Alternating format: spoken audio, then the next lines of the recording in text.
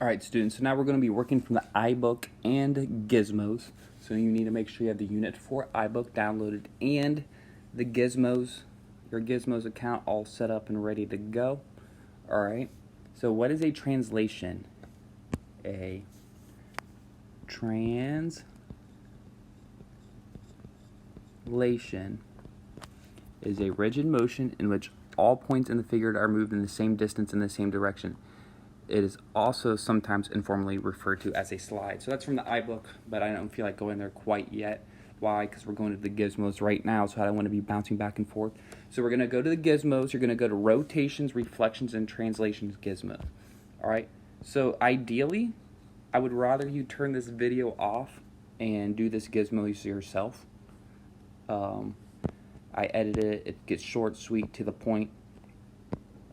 And then go to the iBook and finished it, and then we just got some problems.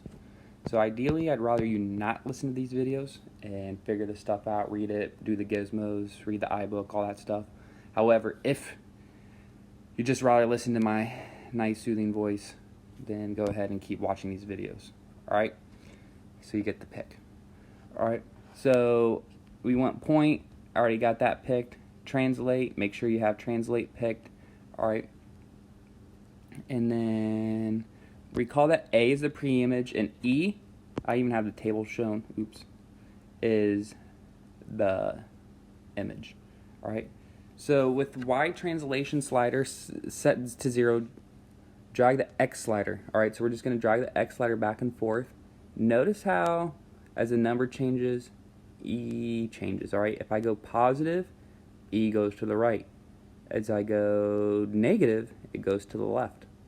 Alright, so this is what I like about this unit. This is why I said it's my favorite unit. There's a lot of cool gizmos, cool things we can do to visually see what's going on. Alright, so we just say moves horizontally. We'll even go positive, right, negative, left. Positive right, negative left. Alright, so now we're going to just do the same thing with the Y's. Probably as predicted, as we get positive, E goes up. As we go negative, E goes down. And let me see. So alright, moves vertically. Instead of writing plus sign, I write positive. Up, negative, down. Alright, so, and like set both to a positive value. You notice how does this affect point E? We can say, we'll be very mathematical about this. We'll say, puts it into quadrant 1. Alright, because a quick recall, quadrant 1, quadrant 2, quadrant 3, quadrant 4. Alright, so I'm going to set these back to 0. So when you're doing these gizmos, it's probably easier to type the number in. Maybe not this one, but other ones, it's going to help you out. Alright, so now we want to select triangle. Alright, and we're going to go plus 6. So let's see if I can just drag it exactly to plus 6. Yep, not too bad. And then plus 7. Ah! Alright, so now we're going to graph it. So again, what I really like about Notability, we can cheat. Alright. So,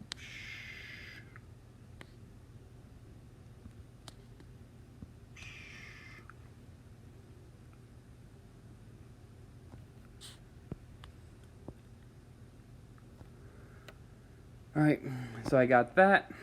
I traced it. It actually might have took longer, who knows. Now I'm just going to slide it. 6,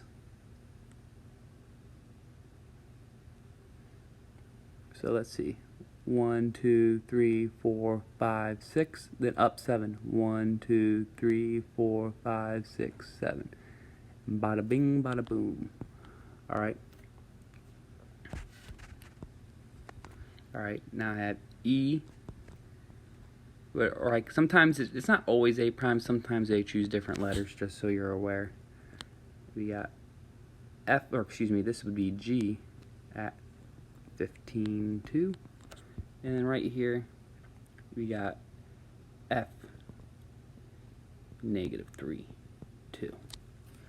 Pretty cool. Alright. And again, just to emphasize things, what we can say, this is a weird word you will see occasionally. Triangle ABC is isomorphic to triangle EFG. Alright, isomorphic is just a fancy way of saying congruent.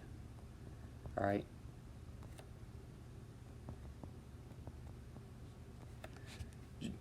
You will see the word isomorphic on occasion.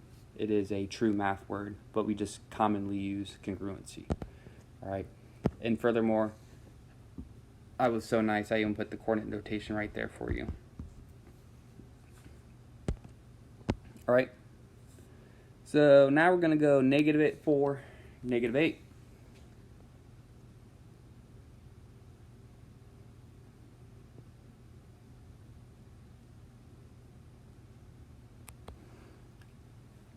And watch this. This is how lazy I'm going to be.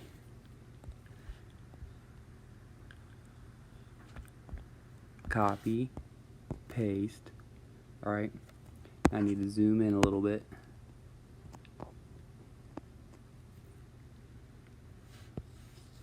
So let's see, we went left 4, 1, 2, 3, 4, and then down 8.